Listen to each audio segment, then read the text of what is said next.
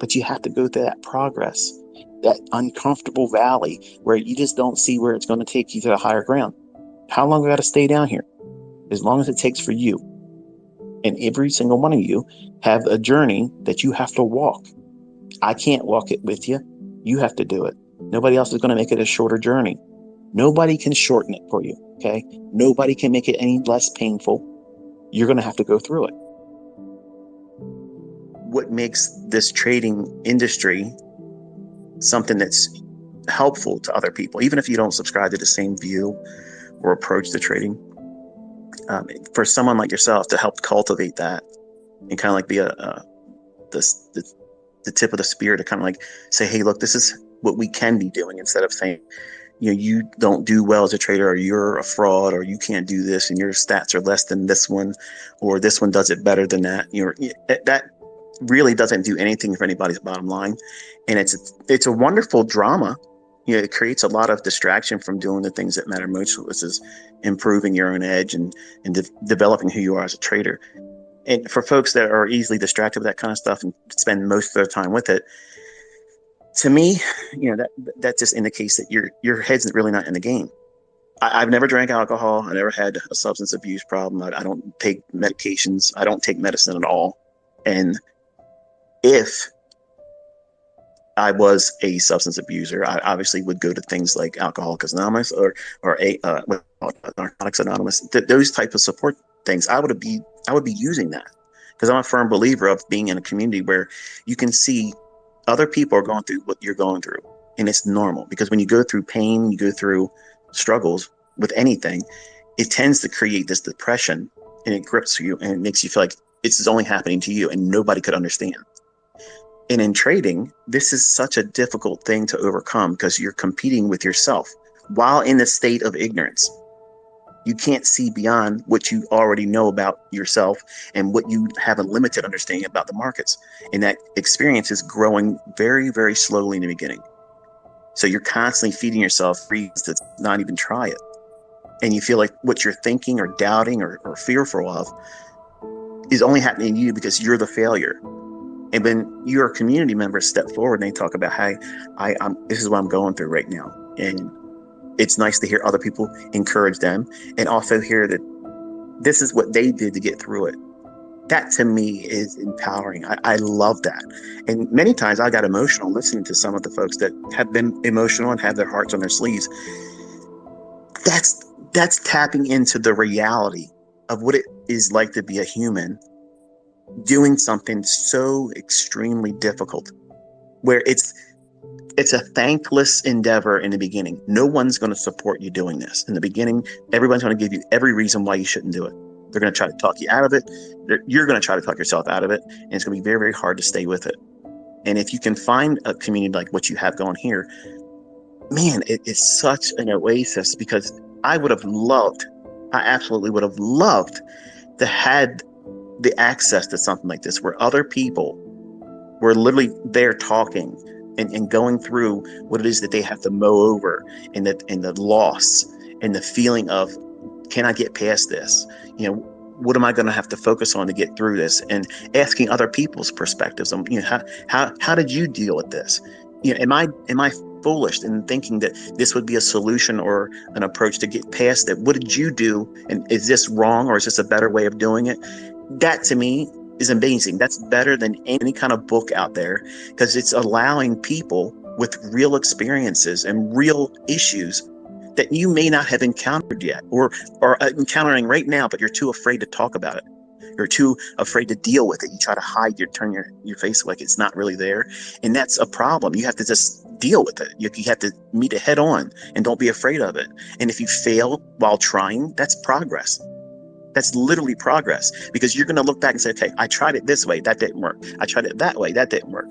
Okay, I'm at my wit's end, but I'm not giving up. Let me ask someone else. I want to ask my peers in a like-minded environment where everybody in your community, they're not attacking each other. They're not saying, oh, well, you don't trade our way. Oh, you don't do this. You don't do that. This community, I've never heard anyone in this community say, or at least the ones I've listened to, where they have not been very cordial to one another. And to me, that I have a great deal of respect for that, because number one, that's not selling drama for the sake of selling your brand. It's reassuring that if they have the results using that methodology or any other methodology, they're blooming where they're planted. They don't need to do or do what I do or what I teach. They could give two shits, really. They don't care, because they found something that fits them. And that's all I try to do. I try to cultivate that mindset. Well, whatever it is that you do, you might use just one idea that I have introduced as a school of thought. That doesn't mean I mentored you. That doesn't mean you got to go around and tell everybody I was mentored by ICT and you got to carry me around like a celebrity. I don't want that. Like, I want to see a departure from me, and I want to see what other people do with the information and how it makes them a better human, a better trader, and not have to always reflect back to me. And you've created an environment where you're allowing that. You're not like a fanboy, which I get it, because when I was younger at 20 years old, I would have went nuts to meet Larry Williams. Like, I would have went crazy just to meet that guy, because I elevated him up to some unrealistic plateau that no man should be placed to. And I'm the least of which anybody should do that. I'm a terrible teacher. I don't control my tongue well. I'm not a good advocate for Christ because I can't control my tongue, and it's things I struggle with. So there's a lot of things I can check off as a checklist of where my frailties are. So I should not be championed around like most people like to do with me. Normally, someone might not go to a live streamers or a podcast event or venue, because they're very team oriented. They're this and only this.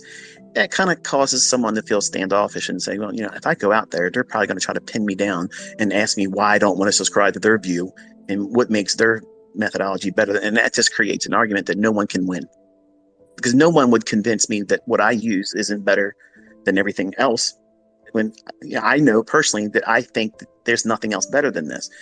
But when people hear me say that, and they're either learning or they're using something that's profitable for them, they tap into that team mentality. They want to go back to college football. Well, my team's going to kick your team's ass in the playoffs, or I'm going to do this and I'm going to do that. It's your NASCAR driver. It's your whatever the hell it is, your MMA fighter. It's this team mentality. I can't stand that.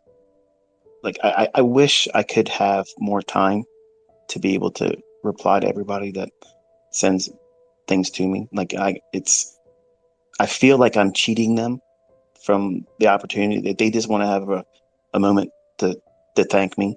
I see all of the notations. I see every comment. I see every thing that I open. But there's so many emails that I get every single day. Like, it's at a pace and quantity that I can't. If I did it 18 hours a day, nonstop, no breaks, I wouldn't even scratch the surface of the correspondence I get. And that's why I reply in blanket statements a lot, because a lot of it's the same thing. They just want to say thank you. And the way you thank me is turn your life around with it and then bless somebody else with it. That's how you do it. That's the currency here. I want to see other people be impacted on a positive with what you do with it. What you do with this, how do you bless somebody else with it? And I didn't have that mindset when I first started. I talked about this when we were having the interview, and I said it many times in the past as well. I was initially just wanting to get out of the rat race and not have to work the rest of my life. And then when I see how fast the market can pay out, it changed me. It turned me into a very greedy, self-centered person, which is what money can do to anyone. And you think it might not happen to you, and that's just how I felt about it. But I turned into a very arrogant prick. Now, you think I'm arrogant now, but I am nothing compared to what I was when I was in my 20s. And it was disgusting, very offensive. And I wouldn't be able to tolerate myself today. Some of you probably can't tolerate me now. But it was very, very, very disgusting.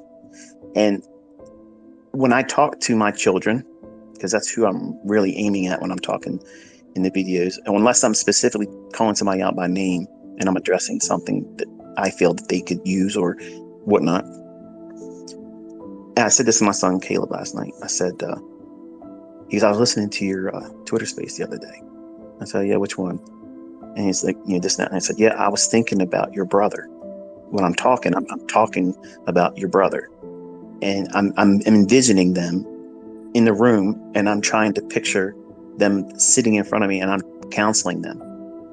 And many times I put the hat on as if I could be my own father and talk to my younger self. This is what I wish I would have had a dad tell me. And I didn't have that.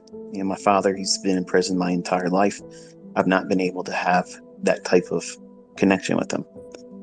So as a child, I lived in a fantasy world that my dad would get out and marry my mom, and everything would be happy, and I'd have a normal childhood, because I had to live vicariously through my friends' parents and being like a surrogate son and daughter and brother and father and mother kind of entity in that environment. I was attracted to that. And many of the friendships that I had were strong because I wanted to be part of that family fabric that they had. And I was envious of that. I didn't have it. So bringing up my children and wanting them to be in a position where if the Lord so decides that I got to go and he's calling me home, I could have met with an untimely demise, just like my son almost did. Again, it could still happen. Like, this could be the last time I'm talking to his face. Nobody's promised tomorrow. But I try to leave these things down so my kids can hear me and they know I'm talking to them. And I get it that a lot of the students, and this is like the number one thing that I get as a response, and people send it to me through Trading View comments and whatnot. I feel like you're talking to me. Like when I'm listening to you talk, it feels like you're talking to me. And that rapport that we build together, I'm appreciative of. But in all honesty, I'm talking to my children. And because I'm talking to my children, everything I'm saying is all truth, all emotion. I'm 150% behind what I'm saying. And that's why sometimes I get emotional, because I want them to succeed. And by default, because all of you have inclined your ear to the things I'm putting out there, you're giving me your time, which is invaluable. Like, there's no price tag to put on that. Like, no mentorship cost or fee, could scratch the surface of you giving your weekend, hours of listening to some man, talk about things, and you glean from that what you should be doing in your own personal life. Like, I'm a regular person. Like, that's all I am, a regular person with a lot of various experience in doing things that I wasn't formally trained to do. Everything I learned in college, I don't even apply it. It's not applicable. I couldn't even get a job with it. The Lord said, no, this isn't where I want you. And I asked for the gift of teaching. And I still believe if he gives me more time here, I think I can improve as a teacher. But I don't feel I hit the mark yet. And I want to make lasting impressions on my children. And by default, for the folks that have an affinity for what it is that I try to do, I'm appreciative that they feel that rapport and that they resent with what it is I'm teaching and sharing, and appreciate the fact that I'm doing it where I don't have to. Like, I don't have to do it. And I don't have to make known the things that I give out publicly. I don't have to give the personal things that go on in my family and what my children encounter and how they're wrestling with certain things, and or what I wrestled through. Most people would have been too embarrassed to ever talk about some of the things I've brought up about myself. But I want you to understand that there's a real person that went through some of the things you may have not encountered yet. Or maybe you have gone through it and you felt that it was too overwhelming, so don't bother. And you just can't leave trading alone. You just come and you hang around people that talk about it, but you can't do it now because you're too scared. Now, I've been there. I've been there. And my son Cameron, he went through a little bit of it, but he's back in there again. He's up $1,300 on one of his Express accounts. 3 days of winning. And I told him, I said, you just got to stay at it. And don't keep swinging for the fences all the time. You can't do that. It's normal to try that. It's normal to have the desire to do that. But when you fail and you fall down, that's expected because you're trying to do more than that's necessary. And over time, you'll learn to have better footing. You'll know exactly how you stand when you throw that haymaker, and that way you don't get off balance. You're trying to do everything behind every single attempt. And you'll learn how to measure this at this activity level that you're trying to produce for results. No book can teach you that. I can't articulate it, and even in videos or Twitter spaces. That's the part that everybody has to work towards and get with their own experience doing it. And everybody that fights me on this or asks, how long is it going to take? Or this takes too long to learn how to do it.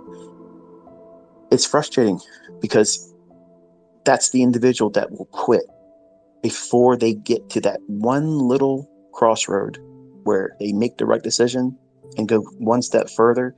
And then now they're at that point where they'll never stop trying.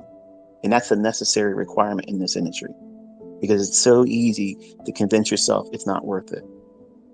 And for a long time, everybody just thought that this stuff is contrived and nobody can be consistent. It can't be predictable. There isn't really any precision and nobody else can learn it. It's just him doing some kind of magic trick. I have a legion of people all around the world, different walks of life, and they've come forward with their results, and they keep coming forward with their results. And it's in a manner where it can't be faked. And I'm so proud of all of you. I'm so proud of all of you that you've committed your time, effort. You've given up your weekends. You've given up your time in the evening when you come home from work or come home from school. You cram in every possible moment to study and observe and listen and take notes, all that stuff. For the folks that are seeing the results, in the beginning, they didn't think it was going to work. If they're going to be 100% honest with you, they were waiting for themselves to be met with the proof that it was not going to work for them. But for those individuals, they kept doing exactly what I said to keep doing, avoiding the things I told them to avoid. And it's hard. It takes a lot of discipline. It takes a lot of effort to stay with it. And you don't get cheerleaded. My wife still, she doesn't understand it, and she thinks it's trivial. Like, oh, it's a video game. It's not an impressive thing to me. She doesn't have the capability to understand the difficulty in what we do. It's not easy. Like, you're having to determine the future at a moment's instant. Right there, you have to decide what's the future going to bring right now. Is it going to do this or is it going to do that? And if I don't do it right, it takes from me. It takes from me. So I have a vested interest in the outcome of this future prediction. Whereas you play a board game or you play a video game, okay, well, I can respawn. It's not a big deal. That guy may have taken me out in the game and may laugh at me, do some kind of taunt towards the end of the game, and I got to see that and witness it. But after that, and you respawn, it's over. Who cares? You've done something. You're doing something new. You're distracted. In trading, we don't have that luxury because when it takes something from you, you're in lack. You're underneath the water, and you have to get that back before real progress is seen again. And that difficulty is very intimidating in the beginning. And when you discover just how much you have to go through to really learn about yourself and what you have to overcome and meet and describe, this is what your process of going through this character flaw and overcoming it is going to require. Some of you won't want to do it.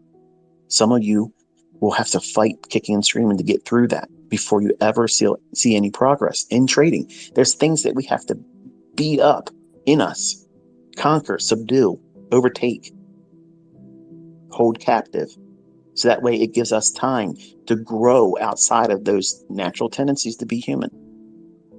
We as humans, we live with certain attributes that are negative, but we don't associate them as negative because we've grown comfortable with what they are.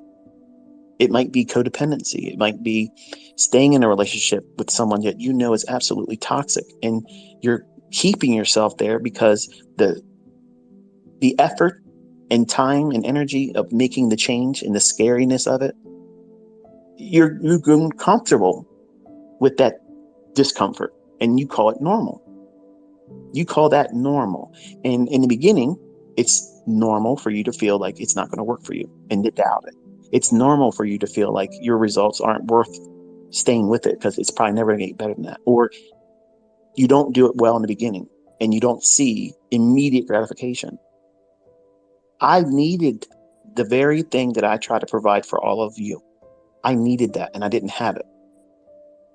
Through prayer, I believe I was ministered to through that and encouraged. But I wanted someone that I could tap into at least once a week. And because it's my nature to be like this, I'm obsessive. I try to be every day in your ears, every day reminding you, this is what you're looking for. This is what you're striving for. This is what you should be focusing on. Don't let this bother you. Keep your focus on this. Keep doing what you're doing. It's going to work. It's going to work every week, every day, and it won't stop. I believe it. I live it. But it has to be constantly reminded to you. Even though you can't hit that yet, you will. You will. But you have to go through that progress, that uncomfortable valley where you just don't see where it's going to take you to the higher ground. How long I got to stay down here? As long as it takes for you. And every single one of you have a journey that you have to walk. I can't walk it with you. You have to do it. Nobody else is going to make it a shorter journey. Nobody can shorten it for you. Okay. Nobody can make it any less painful. You're going to have to go through it. And I try not to sugarcoat that because I want my kids to understand if I was to be met with an untimely demise, that they hear me tell them, if you don't have me now, you have me telling you these things that are absolutely what I'd be telling you if I was still with you. And it all started on this idea that I watched the Michael Keaton movie, My Life. You know, he had a terminal illness and he said, well, I'm not going to be here when my kid's born. I'm not going to be able to raise him up. And I'm going to just make videos and talk about, hey, this is what we do. And this is what a dad would teach his kid if he was there. I'm going to do all these things. I'll do it in videos. That way, when you grow up, you can watch dad and he'll tell you exactly what he should be telling you if he was there. So because I had anxiety when I was younger, I was fearful I was going to check out early. And I was saying to myself, if I go and I don't make this known, I've been selfish with it. And I've not done a good job of sharing it. And I felt that if I did it in the context of teaching my children and making it available to other people that would be inclined to listen to it, you know, it was a social media experiment. Was there anybody else that I could create by doing this? Could I get another ICT out of that laboratory experiment? Could happen. Can I create profitable students going through the same thing that I went through when I released that content all the way back on Baby Pips? That order is the exact order I went through my journals. The things I went through, the things I focused on, the progress of everything, the order of the content in my core content. That's exactly the order of the importance I placed everything and how I discovered everything. Everything is a pattern of how it was revealed to me. It was absolutely 100% detailed in that order. And I'm waiting to see. That's why I tell all of you, I'm actively, sincerely interested in seeing who does what with it. And there's a lot of you that have done this. You've turned around, you've created mentorships. Some of you have rebranded and renamed the things that I've put out there and foolishly lied and said, I've done those things when I haven't done that. I'm not impressed with that. I'm not going to shoot you down because you need to eat and you probably have a family and whatnot, and that's fine. The folks that take the information and they do well with it and they go out and they find other people and help them. Yeah. I can tell you here and start crying all the things that people around the world have been doing with what I've shown them how to do. They've built hospital wings with my name over them. And I don't deserve things like that.